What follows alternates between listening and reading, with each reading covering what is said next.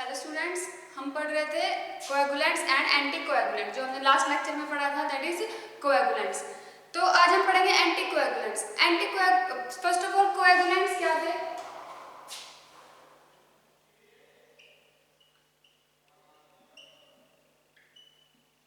Coagulants हमने last lecture में पढ़ा था, तो क्या था? जो ब्लड को क्लॉट करने में हेल्प कर रहा था, जो अलाउ कर रहा था, which allows blood to clot.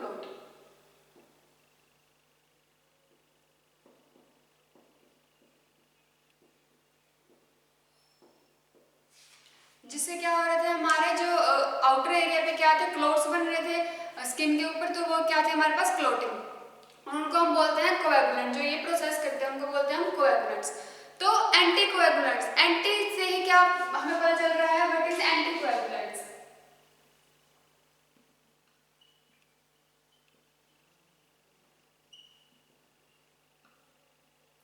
Anti coagulants means क्या हुआ? जो कोएगुलेंट्स का अपोज करे, मतलब कि वो ड्रग्स जो डिले करता है किसमें? ब्लड कोएगुलेशन में। Drugs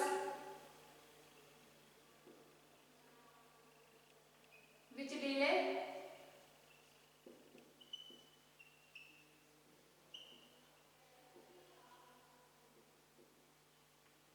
blood coagulation. अब हमें एंटी कोएगुलेंट्स, क्या हमने क्या पढ़ा था लास्ट लेक्चर में? कोएगुलेंट्स। कोएगुलेंट्स बनने क्या है? कोएगुलेंट्स बहुत ज्यादा जरूरी है कि ब्लड क्लॉट्स बनने तो जरूरी है, लेकिन हमें एंटी कोएगुलेंट्स का क्या यूज है? वो क्यों जरूरत पड़ी हमें एंटी कोएगुलेंट्स की?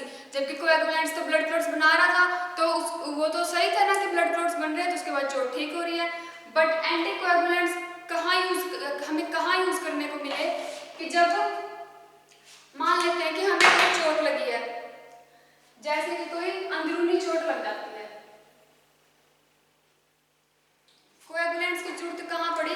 जब जैसे कभी कभी क्या होता है कि चोट बाहर वाली तो ठीक हो जाती है, लेकिन अंदर से जैसे खून जम जाता है, मतलब उसको हम क्या बोलते हैं? कोएगुलेशन होगी। उसको हम बोलते हैं इंटरनल कोएगुलेशन। क्या बोलते हैं उसको? Internal clotting. क्या बोलते हैं उसको? Internal clotting. कैसे हुई? जैसे मान लो हमको ये ब्लड वेसल्स है हमारे पास, जब ये ब्लड वेसल्स के अंदर चोट लग जाती है, तो एक बार तो मान लो बाहर अगर कट पड़ा है तो बाहर ब्लड आएगा, वो बाहर ब्लड आ रहा है तो वहां पे क्लोट बन जाएंगे, क्लोटिंग की वजह, कोएगुलेशन की वजह से, कोएगुलेंट की वजह से।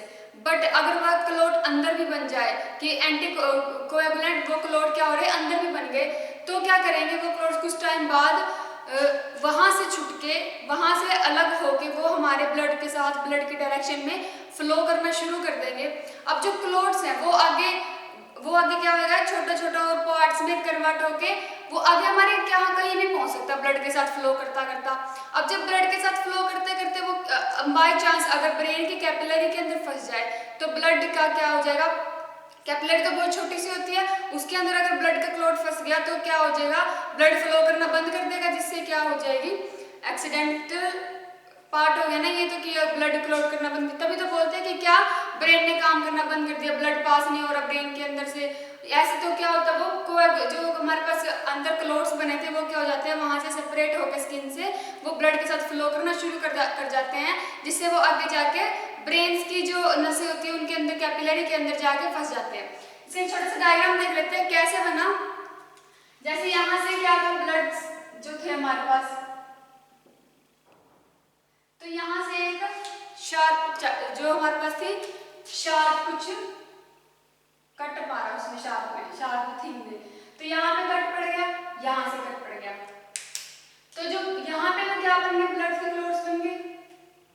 अगर यही ब्लड के क्लोट ऊपर इसके अंदर बन जाए, यहाँ पे बने हुए हो, यहाँ से तो ठीक हो जाएगा, यहाँ से ठीक हो जाएगा, बट यही क्लोट जब अंदर हो तो क्या करेंगे? कुछ टाइम के बाद ये इससे अलग हो जाएंगे, तो कुछ टाइम के बाद ये स्किन से अलग हो जाएंगे। स्किन से अलग होके तो ये ऐसे हमारे ब्लड के अंदर फ्लो करना शुरू कर देंगे, ब्लड की डायरेक्शन में उसके साथ फ्लो करना शुरू कर देंगे। अब ये आगे और छोटे छोटे पार्ट्स में जैसे ब्रेक हो गया,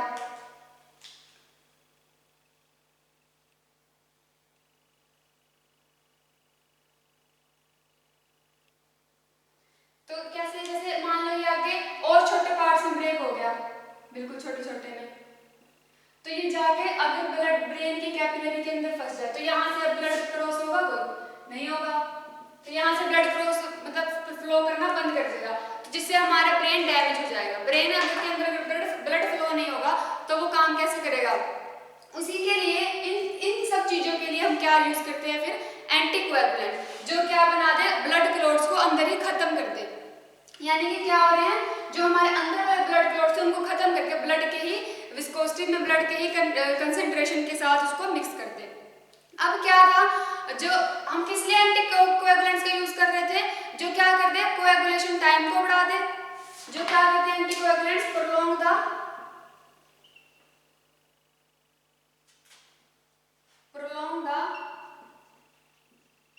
coagulation time of blood। जो क्या कर रहे थे, कोएगुलेशन टाइम ऑफ ब्लड को इंक्रीज कर रहे थे। या फिर और ये यूज किस लिए किया जाता है, टू प्रिवेंट थ्रोम्बोसिस। उनको हम क्या बोलते हैं, जो ये अंदर क्लॉट्स बनते हैं उनको हम बोलते हैं थ्रोम्बस, और जब उनके आगे स्मॉल पोर्शन में वो आगे कन्वर्ट हो जाते हैं उनको बोलते हैं एम्बोलिज्म। जब वो थ्रोम्बस फॉर्म में होता है उसको बोलते हैं, इसका स्टेशनरी फेज में है। वो किसमें, स्टेशनरी फेज में, यानी कि जब बड़े फॉर्म में होते हैं उनको हम बोलते हैं स्टेशनरी फेज में, यानी कि थ्रोम्बस बने हुए हैं उसके अंदर। तो जब वो छोटे में कन्वर्ट हो जाता है उसको हम बोलते हैं एम्बोलिज्म। तो जो एंटीकोएगुलेंट है वो क्या करते हैं, प्रोलॉन्ग करते हैं coagulation time of blood. And किस लिए यूज किए जाते हैं, टू प्रिवेंट द जो थ्रोम्बोसिस हो रही है आफ्टर ऑपरेशन जो होता है, और जो फ्रॉम अदर कॉजेस की वजह से हो रहा है, कुछ और इंजरी हो रही है उसकी वजह से अगर थ्रोम्बोसिस बन रहे हैं तो उनको प्रिवेंट करने के लिए हम एंटीकोएगुलेंट्स देते हैं। जैसे आपने सुना भी होगा कई बार क्या होता है, ऐसे बोल देते हैं कि एक्सीडेंट हो गया लेकिन क्या है, खून अंदर ही जम गया, तो उसी को हम क्या बोलते हैं कि अंदर की इंटरनल क्लोटिंग हो रही है। क्या हो रही है, इंटरनल क्लोटिंग। ब्लड क्लोट्स किस टाइप के होते हैं, फर्स्ट तो ये क्या होता है, प्रोलॉन्ग करता है coagulation time of blood, and second क्या करते हैं, प्रिवेंट द थ्रोम्बोसिस। किस लिए यूज किए जाते हैं, used to prevent the thrombosis, जो क्या करे, थ्रोम्बोसिस से प्रिवेंट करेंगे। तो ब्लड क्लॉट्स आगे कितने टाइप, हम क्लॉटिंग और एंटी क्लॉटिंग बता रहे हैं।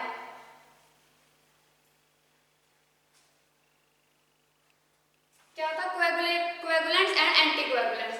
तो आगे क्या है, ब्लड क्लॉट्स आगे टू टाइप्स के बनते हैं, जैसे कि इंटरनल एंड एक्सटर्नल। तो जो इंटरनल ब्लड क्लॉटिंग हो रही है उसमें हम यूज करते हैं एंटीकोएगुलेंट्स, एंड जो एक्सटर्नल हो रही है उसके लिए तो कोएगुलेंट्स है। जो एक्सट्रिंसिक होती है वो तो किसी भी इंजरी से, जैसे सिंपल हो गया, एक्सीडेंट हो जाता है, फूट लग जाते हैं, कहीं से कट पड़ जाता है, तो उसको हम बोलते हैं कि वो क्या है, एक्सटर्नल, जो हमें बाहरी तौर पे हमें दिख रहा है कि यहाँ पे क्या है, चोट लगी है।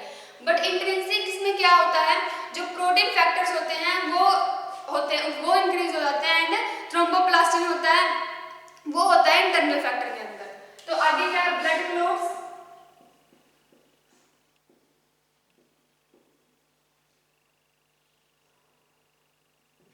ये होते हैं इंटरनली एंड एक्सटर्नली। एक्सटर्नली तो किसी भी तरीके से हो सकता है, जो भी हमारे पास इंजरीज हो रही है, एक्सीडेंट हो रहे हैं, उनके ऑपरेशंस के थ्रू भी हो सकता है जो कट पड़ते हैं। एंड इंटरनली क्या होता है, जो हमारे पास क्या है, प्रोटीन फैक्टर्स हो रहे हैं या फिर थ्रोम्बोप्लास्टिन, प्रोटीन फैक्टर की वजह से होती है इंटरनली, या फिर थ्रोम्बोप्लास्टिन। इनसे क्या होता है, इंटरनली ब्लड क्लॉट्स बनते हैं। इनके लिए हम यूज करते हैं एंटीकोएगुलेंट्स, ताकि क्या अंदर हमारे कोएगुलेंट्स क्लॉटिंग ना हो ब्लड की, और उसकी वजह से हमारे ब्रेन डैमेज ना हो। या फिर अगर वो हार्ट में चला जाए, वो वैसा ही वो उसका क्लॉट है, जो अगर वो हार्ट में चला जाए तो हार्ट भी पंप करना बंद कर देगा, उसमें ऑटो नहीं जाएगी, कंजप्शन ऑफ ऑटो नहीं होगा, तो उससे भी क्या, हार्ट भी काम करना बंद कर देगा। तो ये थे हमारे पास एंटीकोएगुलेंट्स की डेफिनेशन की क्या होती है। ऑपरेशंस के थ्रू भी क्या हो जाते हैं, जो हमारे पास क्लॉट्स ऑपरेशन के थ्रू भी क्लॉट्स बन सकते हैं, जो एक्सीडेंट होता है उनके थ्रू भी, हेमरेजेस के थ्रू भी बन जाते हैं क्लॉट्स। उसके बाद हमारे पास आते हैं एंटीकोएगुलेंट्स के टाइप्स। एंटीकोएगुलेंट्स आगे होती है टू टाइप्स की। फर्स्ट क्या है, डायरेक्ट कोएगुलेंट्स कौन से होते हैं, हेपरिन क्या है इसका एग्जांपल, जो डायरेक्ट होते हैं।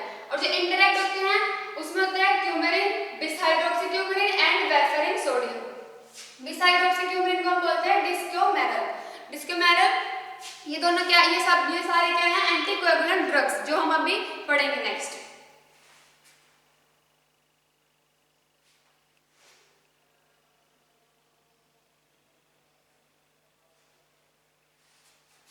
फर्स्ट ऑफ ऑल हमारे पास आता है हेपरिन।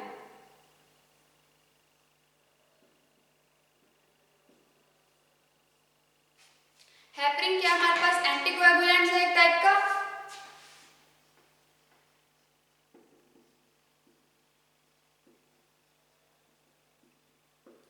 सोर्सेज क्या क्या है, हमें हेपरिन किस किस से मिलता है, ये हमें मिलता है लंग्स ऑफ ऑक्स की लंग्स से, जो इंटरनल म्यूकोसा है ऑफ द पिग की एंड शिप की, internal mucosa of the pig and ship.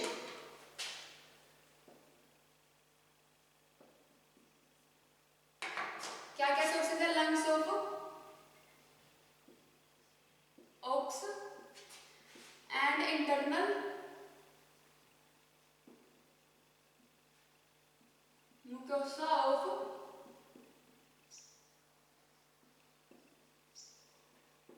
Pig and ship.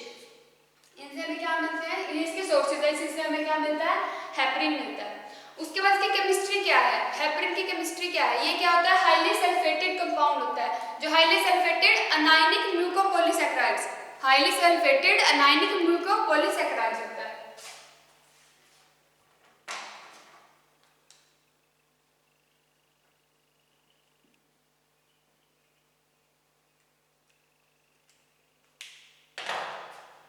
Highly sulphated anionic muco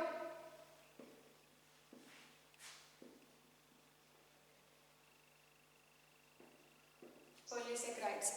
तो उसके बाद ये हमें किससे क्या होता है, मॉलिक्यूलर स्केलेटन है वो किससे कंस्ट्रक्टेड हुआ है हमारे पास, एसिटाइलेटेड, जो हमारे पास डी ग्लूकोसामाइन है एंड डी ग्लूकुरोनिक एसिड, किससे मिलता है हमें ये, acetylated D glucosamine and D glucuronic acid. इनसे हमें क्या ये मिलता है, जो इसका मॉलिक्यूलर वेट है हेपरिन का, वो क्या करता है, वेरिएबल, वेरी करता रहता है, molecular weight is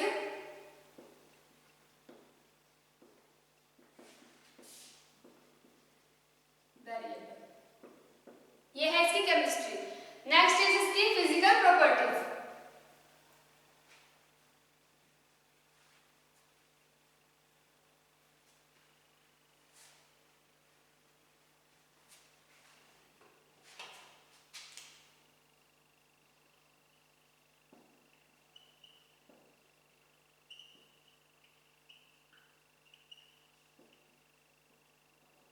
physical properties में हम स्टेट क्या है, ये ऑफिशियली जो इसका हेपरिन कंपाउंड है, हेपरिन का सोडियम और हमें मिलता है हेपरिन का calcium. Officially it is obtained as heparin sodium and heparin calcium. कौन सा कलर का होता है, व्हाइट क्रिस्टलाइन पाउडर की फॉर्म में व्हाइट होता है या फिर क्रीमी व्हाइट, बोथ व्हाइट और क्रीमी व्हाइट।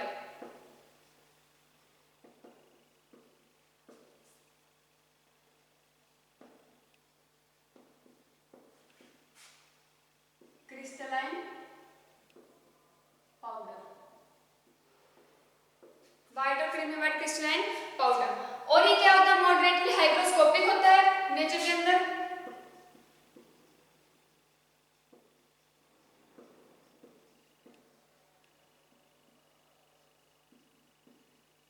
मॉडरेटली क्या होता है, हाइग्रोस्कोपिक होता है, फ्रीली सोल्यूबल है किसके अंदर, वाटर के अंदर।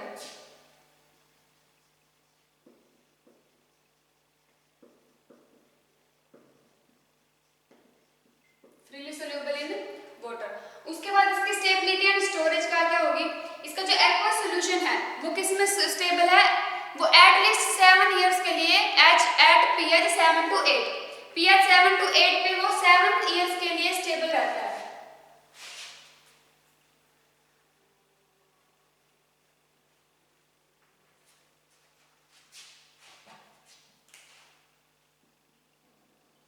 Stability and storage.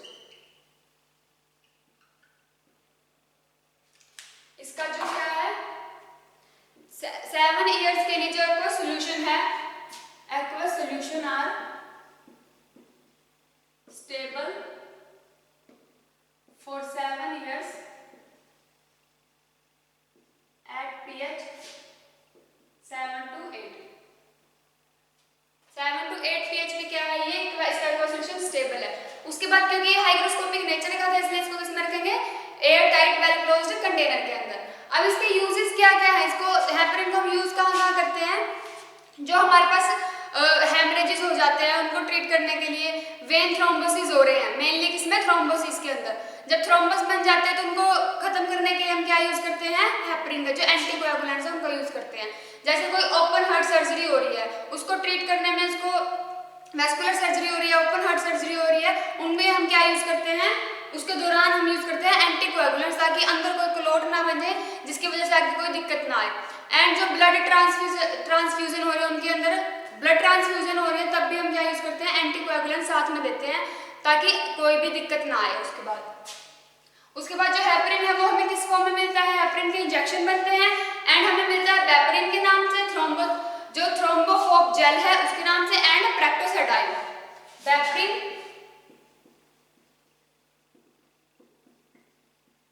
थ्रोम्बोफोब gel and Proctosedyl. तो ये थे हमारे पास हेपरिन।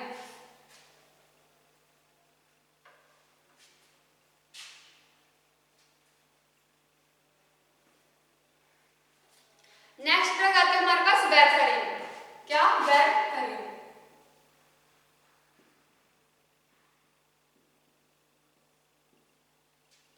वेरफेरिन क्या होता है, ये भी हमारे पास क्या है, एंटीकोएगुलेंट्स है, और इसको हमने किस में लिखा था, क्यूमेरिन में। It is a क्यूमेरिन।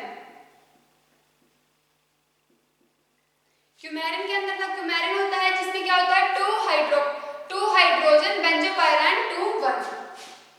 2 हाइड्रोजन बेंजोपायरान 2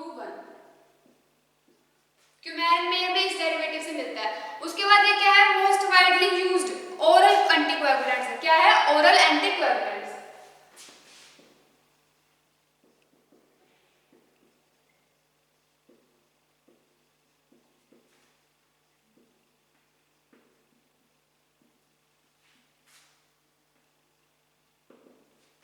हमें इसकी फिजिकल प्रॉपर्टीज में क्या लिखना है, फिजिकल प्रॉपर्टीज होता है इसका जो सोडियम साल्ट है, इट्स सोडियम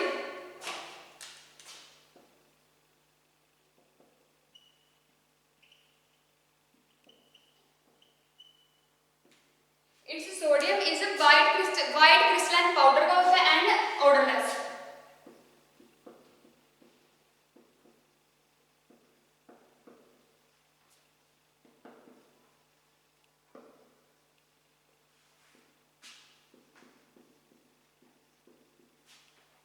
ऑर्डरलेस होता है,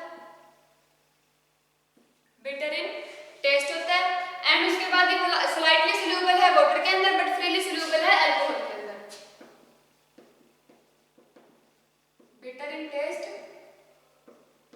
then slightly soluble in water,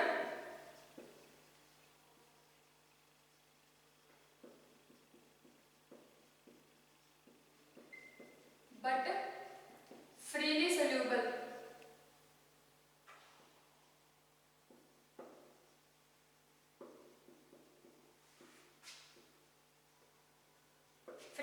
होता है अल्कोहल के अंदर। देन इसकी स्टोरेज कहाँ होगी, इसकी स्टोरेज होगी एयर टाइट कंटेनर के अंदर, क्योंकि एयर से क्या हो जाता है, इजीली इफेक्ट हो जाता है। एंड इसकी डोजेस को हमें इसकी मिलते हैं वेरफेरिन के टैबलेट्स एंड वेरफेरिन के इंजेक्शन। एंड ब्रांड नेम से मिलता है सोफारिन के नाम से, सोफारिन इसका ब्रांड नेम है। ये था हमारे पास वेरफेरिन हो गया। नेक्स्ट हम पढ़ेंगे डाइक्लोमल।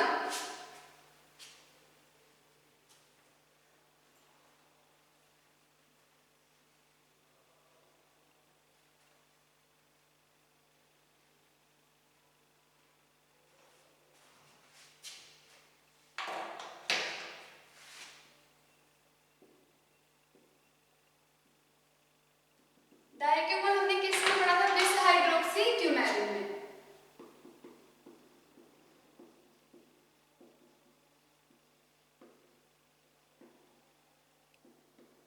बिस हाइड्रोक्सी क्यूमेरिन को हम क्या बोलते हैं, और डाइक्लोमल, ये मैंने अभी टाइप्स में भी बताया था कि इनको क्या बोलते हैं, डाइक्लोमल एंड डाइक्लोमेरोल लिख सकते हैं, डाइक्लोमेरोल। ये भी क्या है, एक ओरल एंटीकोएगुलेंट्स है। क्या है, ओरल एंटीकोएगुलेंट्स।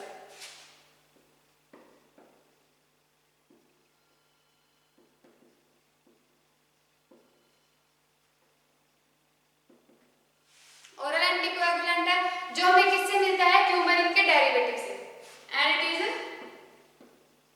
क्यूमेरिन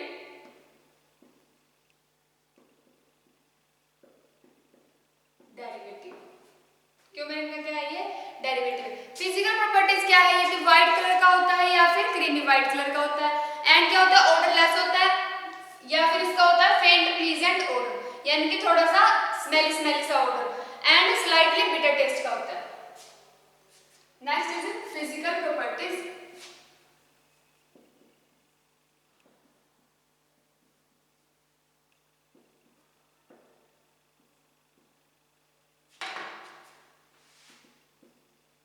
व्हाइट और creamy white.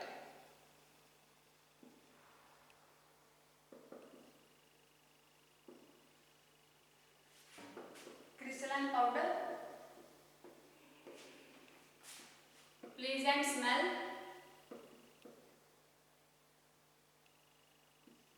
pleasant odor, bitter in taste।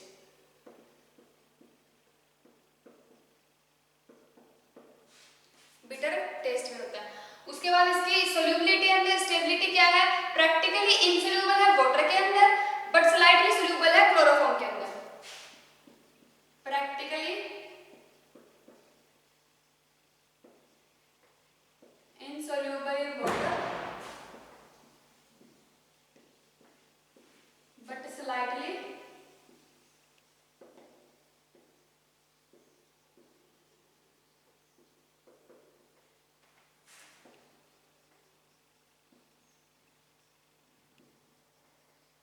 soluble in chloroform के अंदर, और readily soluble है solution ऑफ जो हमारे पास अल्कली हाइड्रोक्साइड के अंदर क्या है, readily soluble है।